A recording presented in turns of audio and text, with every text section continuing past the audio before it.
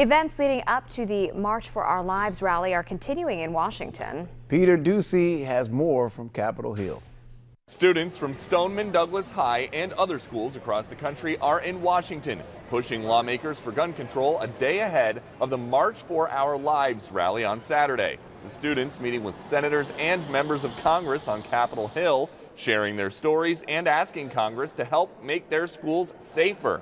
We had to think through what had happened and acknowledge that it was real. And it took me a really long time to finally accept that this happened and this is my school. We're gonna fight for the people that we lost, and I'd like to think that we have done that since then. The action isn't limited to Washington. Schools across the country staging walkouts in solidarity with the Stoneman Douglas students, and the movement even went global. School shooting survivors in Israel holding their own rally, hoping to raise pressure on American lawmakers. Now there's so much change. Everyone has come together, and hopefully this never happens to anyone ever again.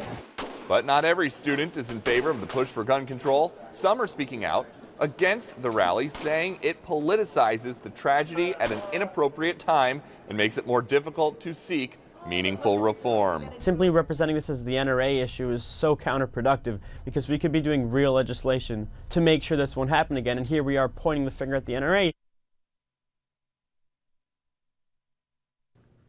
That was Peter Ducey reporting there. Other events today include a vigil at the National Cathedral and a benefit concert ahead of the main event kicking off tomorrow at noon on the National Mall.